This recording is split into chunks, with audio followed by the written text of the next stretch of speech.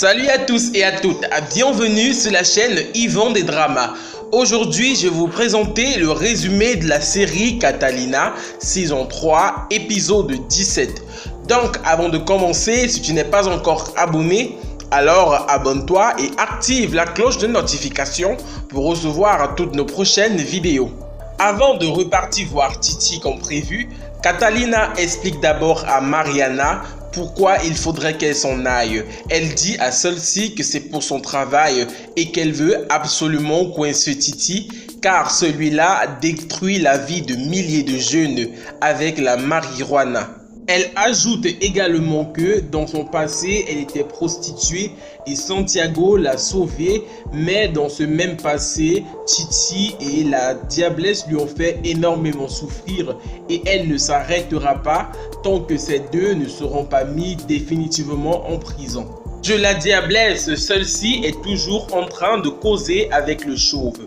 Elle dit qu'elle n'arrive pas à comprendre ce qui arrive. Car dans son plan, il n'y avait pas cet amour qu'elle a actuellement pour Albero.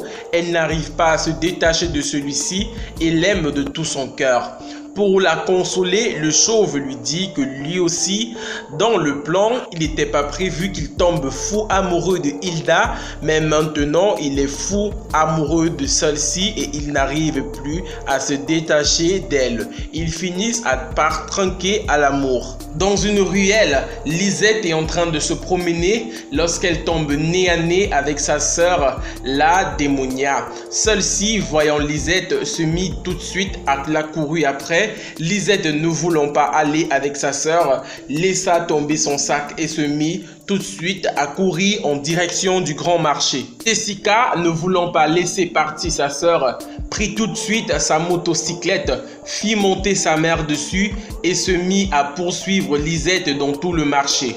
Vu que Lisette continuait à courir et que la moto de Diana ne pouvait plus entrer dans le marché, celle-ci laissa tomber sa moto et se mit à poursuivre sa sœur à pied. La mère de Lisette était derrière Diana en train de la supplier de laisser sa petite sœur s'en aller, mais celle-ci ne voulait pas. C'est ainsi que durant leur course, un véhicule heurta Lisette et celle-ci tomba avec du sang sur tout son corps. On dirait qu'elle est bel et bien morte. C'est ainsi que lorsque la foule était autour de Lisette, Diana prit le téléphone pour appeler les secours, mais sa mère la donna une bonne claque en lui disant que tout ce qui arrive est uniquement de sa faute et également de son ego surdimensionné. Mais Diana répéta à sa mère que tout ce qui arrive est uniquement de la faute de sa petite sœur, car si elle avait fait ce qu'elle avait demandé, tout ceci ne devrait jamais être arrivé.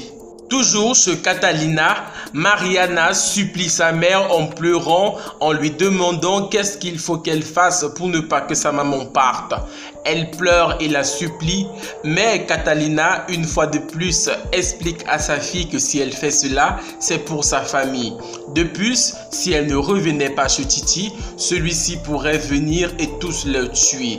Elle ajoute qu'elle travaille également pour la DEA et que désormais, il faut qu'elle remplisse cette condition d'attraper Titi et la diablesse pour que la DEA la laisse enfin s'occuper uniquement de sa famille car elle ne veut plus travailler pour la DEA et arrêter Titi serait sa dernière affaire. Et lorsque l'ambulance arrive, la maman de Diana s'en va avec sa fille. Mais avant de partir, elle répète à la démonia que si sa fille meurt, ce serait uniquement de sa faute car elle est le diable en personne. Sur ces mots, la démonia restait sur place en train de pleurer, mais on ne sait pas si ces mots ont réellement touché cette fille avec son cœur si obscur. Catalina arrive pour dire à Miguel qu'elle a tout mis sur pied avec sa famille, qu'il faille juste qu'elle aille s'échanger pour repartir chez Titi, mais celui-ci dit qu'ils ont avorté la mission car elle est trop dangereuse et celle-ci pourra y perdre sa vie, mais elle insiste pour terminer sa mission. Elle appelle donc le chef de la police, Miguel, pour dire ce qui se passe et dire également qu'elle a un plan bien défini et qu'elle souhaite poursuivre sa mission. Celui-ci accepte. Dans le range de la diablesse, celle-ci est toujours en train de discuter avec le chauve. Durant leur conversation, le chauve demande à la diablesse si elle est prête à remettre ses pieds dans une église. Celle-ci répond que pas vraiment et elle n'y voit pas d'intérêt. Le chauve essaye de la convaincre et demande à celle-ci d'y réfléchir. Lorsque Enandario et Catalina la moyenne rentrent de l'université, ils trouvent le sac de Lisette juste devant la porte. Ceux-ci entrent et ne trouvent Lisette nulle part et se mettent à croire que sa grande sœur est venue pour la chercher. Catalina la Grande vient pour informer la main de droite de Titi qu'elle va encore mettre un peu de temps chez elle avec ses enfants. Celui-ci n'est pas d'accord et essaye de la ramener de force, mais elle use de ses atouts physiques pour faire durer celui-ci encore un peu chez elle. Catalina amène donc le garde du corps à l'intérieur de sa maison. Pendant qu'elle est en train de le distraire, le garde du corps de la DEA est en train de fouiller sa voiture afin de trouver un indice qui pourrait le mener jusqu'à Titi, mais celui-ci ne semble trouver rien à l'intérieur de ce véhicule. Tony appelle donc Catalina pour l'informer que le chef de la police Miguel est venu pour récupérer la facture afin d'aller dans le magasin pour retrouver la maison de Titi, mais celle-ci voit qu'elle n'a plus assez de temps parce que le garde du corps de Titi est déjà en train de l'appeler pour qu'ils rentrent ensemble. La diablesse vint dans la chambre où se trouve Albero. Elle trouve celui-ci en train de jouer avec le bébé, ce qui la rend très heureux. Elle vient donc auprès d'eux pour informer Albero qu'elle est en train de sortir et qu'elle venait pour l'informer qu'il faut qu'il prenne soin du bébé, mais elle voit que celui-ci prend déjà très bien soin du bébé. Albero demande donc à celle-ci où est-ce qu'elle est en train de s'en aller, mais elle dit qu'elle ne peut encore rien dire à celui-ci. Dès son retour, ils vont en parler, puis elle prend la porte et s'en va. À l'hôpital, Diana vient rendre visite à Lisette. Elle trouve sa mère dans un couloir et demande à celle-ci ce que les médecins ont dit sur l'état de sa petite sœur. Mais sa mère dit qu'elle n'a pas besoin de comprendre ce que les médecins doivent dire, car en voyant sa fille, elle sait que celle-ci est en train de mourir. Elle promet ensuite à Diana que si sa fille venait à mourir, celle-ci découvrirait un nouveau visage d'elle-même. Titi appelle Cabra pour savoir où il est avec Catalina, car ceux-ci ont pris du retard.